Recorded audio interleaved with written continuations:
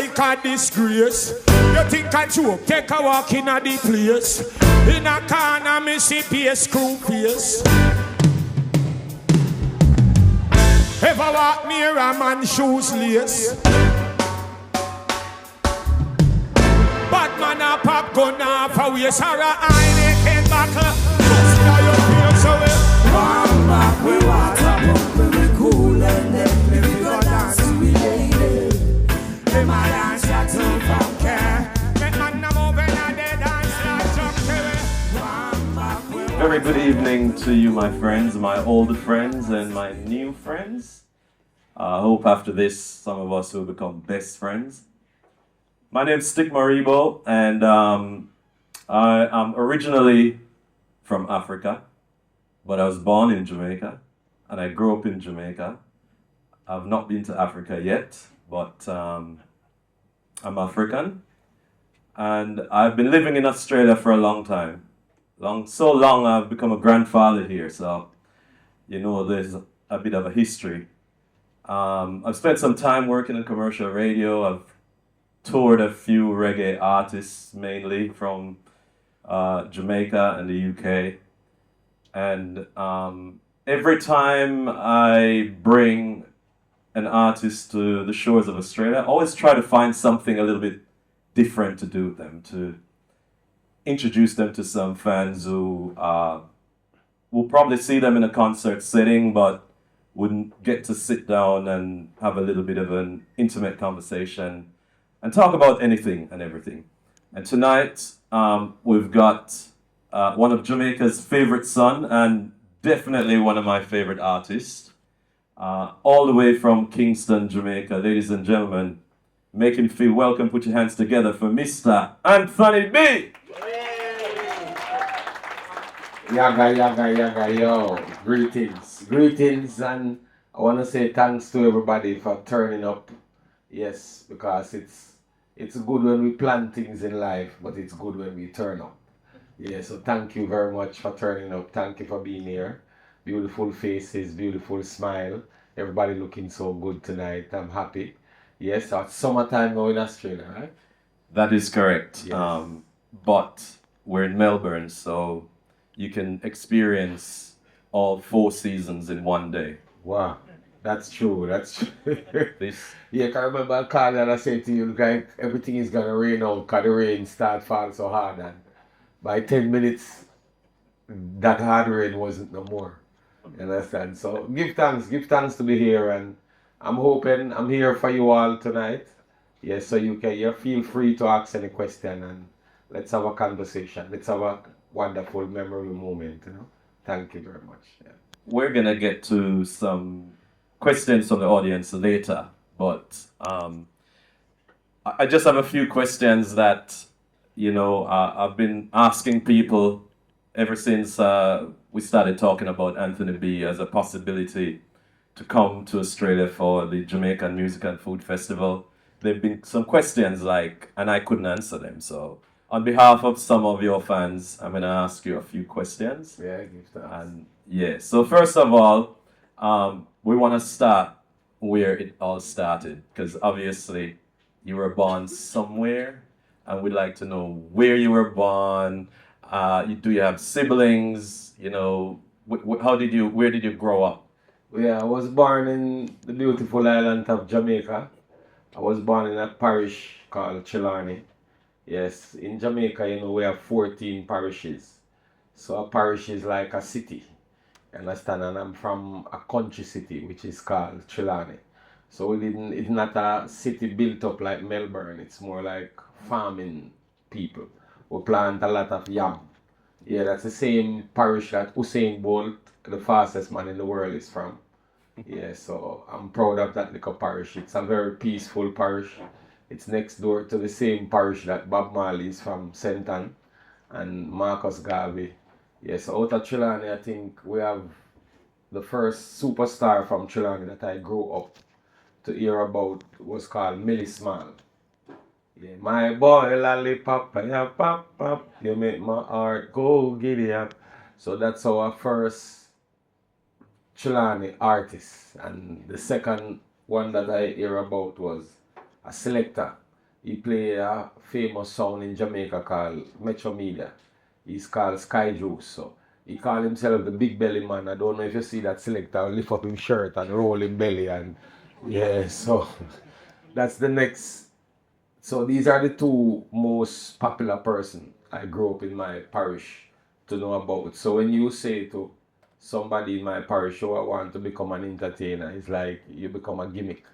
They laugh after you, they be like, you're dreaming, man. You understand? So I had to leave Trelawney as a young child, come to Kingston because when you want to do music in Jamaica, Kingston is where all the studio is at. So all the producers, all the talent builder, it's in Kingston. So it doesn't matter which part of Jamaica you're from. Just like Bob Marley had to come to Kingston, Burning Spear had to come to Kingston, Barry Sammons had to come to Kingston, Peter Tosh is from Westmoreland and he had to get to Kingston. So I realized that okay, it's not gonna work for me if I don't get to Kingston because these are the great artists that we grew up listening to, Bob Marley, Burning Spear, Peter Tosh, and if all of them have to go to Kingston, so this is what I decided to do. I decided that I got to get to Kingston, but I couldn't look at my parents and say, well, I'm 13, I'm 14, and I want to go live in Kingston because I want to become an entertainer. So I had to run away from home. I don't advise no one that is something. But that's what I did. You know, to become what I am today, I had to run away from Trelawney, come to Kingston. And in Kingston, I got an uncle that he was living in Kingston at the time. So when I turn up at his gate and tell him that I want to stay in Kingston, he was like, you're crazy, man. You're mad. Anybody know you're in Kingston? Or you get to Kingston? Or you understand? So, but he didn't take me back to my mama in the country. So I give thanks for that. You understand? He let me stay there and he gave me the opportunity to go do what I want to do, even though I was more like a slave there, you understand? I have to do everything around the house. Anything you want to be done, I have to done. If his car is broken down, I have.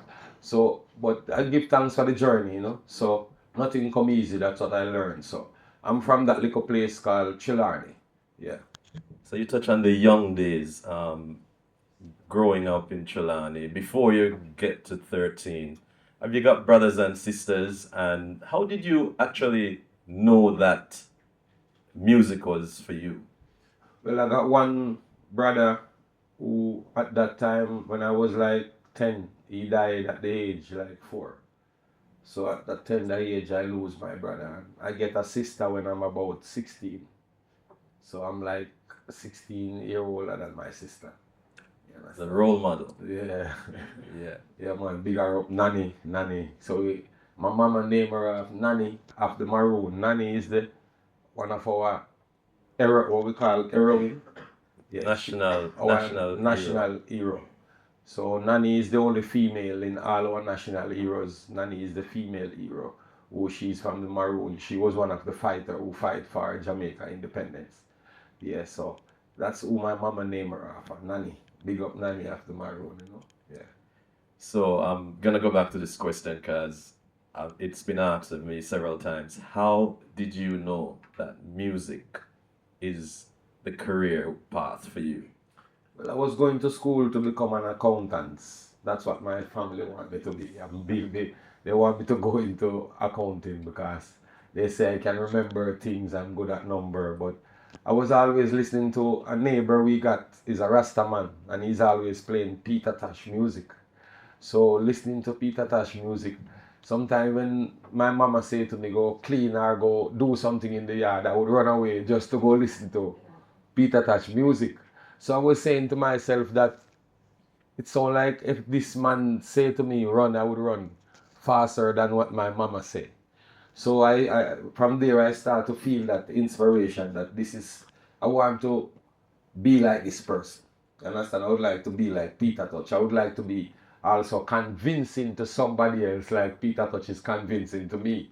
Because you know your parents, oh you're bad and you don't listen, but then every time you hear Peter Tosh music, I don't want to leave, I want to just stay and listen to his voice, listen to his music. So Peter Tosh was the man who really inspired me to do music and to be what I am today. So I say I want to do music on that level with a consciousness, with an impact. I don't want to become one of those entertainers who just sing for the money, sing for the fame, and sing for the wealth, and just say anything come out my mouth and anything me feel like. No, I want to make music that my mama could listen with her friends and feel good, like, oh, this is my son, and she don't have to be saying, oh, my son can't sing that, he didn't, you understand? So that's where the inspiration come from, Peter Tosh music, you know. So in the journey, did you have a mentor, like someone that took you and nurture you in the music, like bring you? Well, not in the inception. You understand? In the inception is more about you believing in what you do. But when I get to Kingston now, that's where I get to meet Richard Bobo Bell. That's from Star Trail Records. So he was the producer of Garnet Silk, Everton Blender, Barry Sammons. So when I get to meet him now, he was like a father to a child, like, you know, because I'm a child who grew up with my mom only. I've never grew up to be introduced to a man and say, this is your father. You understand? So I'm that kind of son. I'm a single mama child. So I grew up with my mama. My mama is like everything to me, you know. So Jah rest her soul. She passed away in the COVID 2020. So give thanks. And so this is how I really get started out with Richard Bobo Bell from Star Trail. He become that. So he's like the first producer, not just producer, but the first father I really have. You understand? Because when I meet him, I got no shoes. And he buy me shoes, buy me clothes, and you understand, him start to ask, check up on me, make sure I'm okay, and how you doing, where you sleeping, where you staying. So he was more concerned about my welfare at first, even before we start to do music. You understand? Yeah. So that's why today he's like my father, same way, you know. Yeah, man. Now, I remember that most artists, most DJs, singers in Jamaica, they get their big break from being on one of the local sound systems. Were you affiliated with any of the sound systems in the early days? Yeah, I used to DJ on a sound system called Shaggy Hi-Fi. And then I come to Kingston, I was DJing on a sound called Black Magic. Understand? So Black Magic, these are none of the sounds that make it big like Stone Love are. Yeah, but these are community sound. Because you know, Jamaica is a place like that. Every community has its own sound system. Every community has its own dance hall. So it's the same thing. That's where you start to make your name first. In the music, you could go into any community and they say, okay, this is the next youth who is gonna become a superstar. Because the community has already get familiar with this stuff, trying to tell him to go out. Sometimes the community encourage you, oh, you must go out, man, you must try to go to the studio, you understand? So a lot of community encouragement too, you understand? That's where a lot of the community encouragement. So Black Magic is the sound I would say we could work out on any time. Yeah. And every Wednesday night they would have a show called The Greatest Show on Earth. You understand? So The Greatest Show on Earth was kept on a roadside at a bar. So every Wednesday we block the road. You understand? So people who live in that side have to drive around, people who live in that side. So this is how it used to be in that time. You block the road and you call it street dance. So every Wednesday, hundreds of people would come out till it grow into thousands of people would come out. So this is more like a talent show. So every Wednesday, different young artists will come together and we show our talent there. And sometimes Shabba might pass through, a Ninja Man might pass through, another big superstar who is already a popular artist. Sometimes just come and give you a strength, guys. So it is free to the public. It is not something you pay to go. So that's where that was like the development of the talent. That's where we get to start exercise the sounds and ride rhythm and drop off a rhythm and learn to write keys, learn to build melodies, and so that was like the schoolroom. You know? Yeah, once I started to publicize that Anthony B is coming to Australia, I keep getting requests from a lot of people, like lots of people in music around the country who wants to collaborate with you. Asking, you know, like, would he sing on my rhythm? Would he sing on my album? Would he sing a song with me on something or another?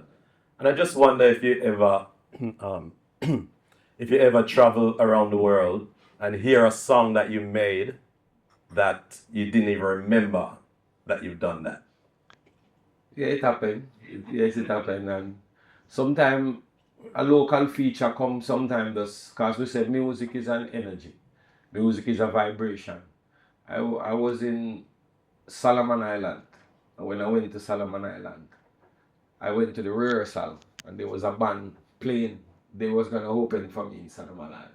So when I listened to them playing, they were playing so good. I was like, you ever been to Jamaica? And they said, no, no, no, no. We have never traveled from Solomon Island. So I asked them, are you a professional band like? And they said they are a group. They're not just a band who play, but they are a group. You understand? They call themselves DMP. So I said to them, well, after the concert is over, I want to go to the studio with you. You understand? So I was there for 2 extra days. The concert is over the Saturday. Went to studio the Sunday. And we start to just play around, then we come up with some melody, and that's a song, that's a song that give them the break right now in Solomon Island. They are like the first big reggae act out of Solomon Island because of that song. And DMP represents big time reggae. Yes. In Solomon, not only just in Solomon Island, but they're very popular in Australia as well. They are. So this is how it all started out. It's just vibes. I was just listening to them and yo, these youth sound, and they start to give me their story. Their story was just like mine. Boy, we're poor, we're in poverty, we can't buy shoes, we can't buy food, we can't buy things, and we don't know how we're gonna make music because we can't afford studio time. You understand? So this is how it all started out. And so big up Victor, because Victor Lopez is a selector from Australia. And he is the one who really introduced me to them in the rehearsal.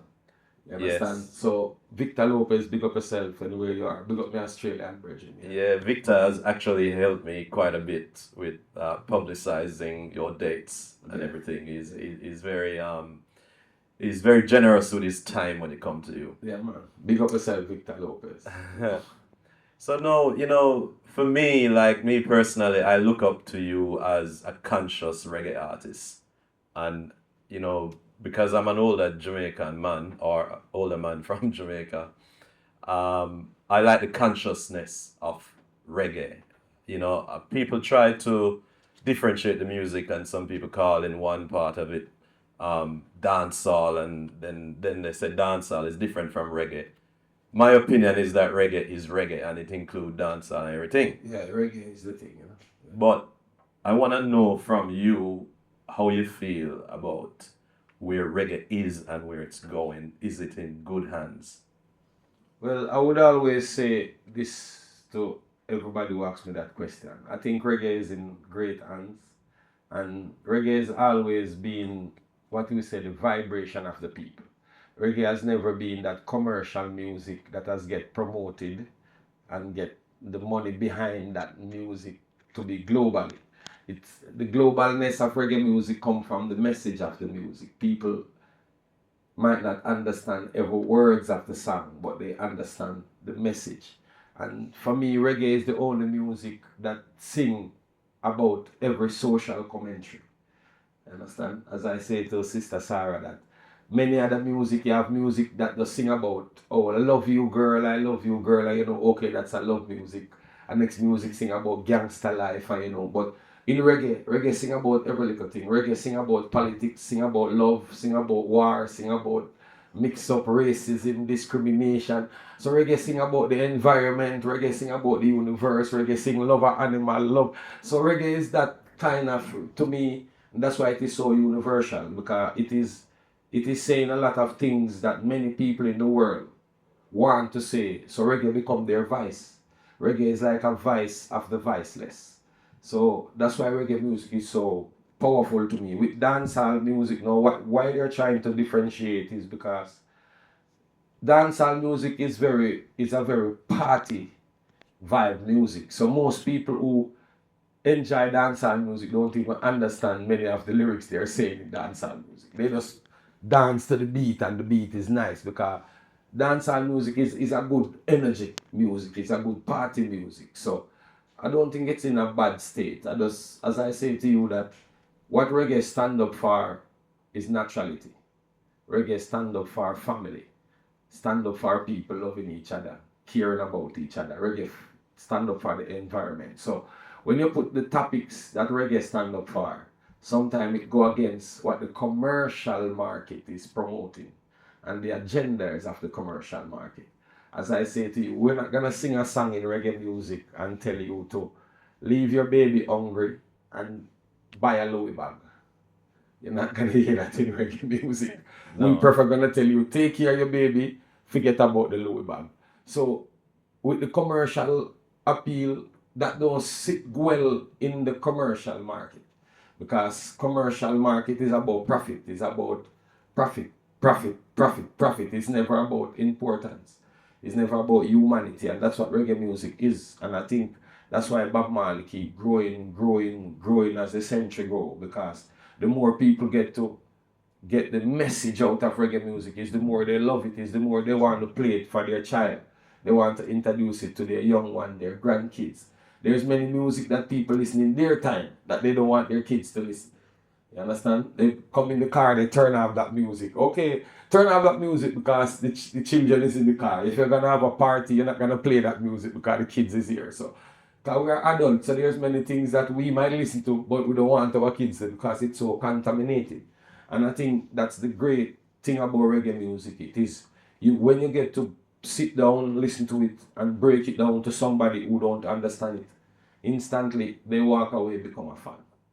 Yeah, so reggae is in a great place. I just think it needs more promotion. You understand? Yes. So I think more radio people, more DJs, as much more as we can push this message, because we should realize that there's a double agenda out there, and reggae music standing up for the right one. Yeah. Yeah. Come on, my people. So let's imagine. Imagine there's no Facebook.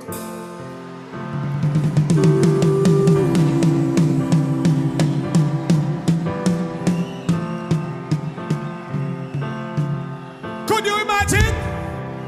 Imagine there's no Facebook. Imagine no Instagram, no iPhone.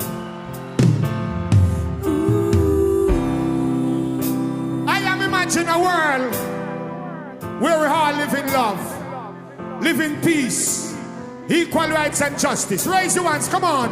Give it up for one love. Regulate, let them know. Everybody come on like this. Hey, yo. Imagine all the people sharing all the world. Yaga. You may say I'm a dreamer, but I'm not the only one. I'm not the only one. Hope someday you will join us. Oh, sorry.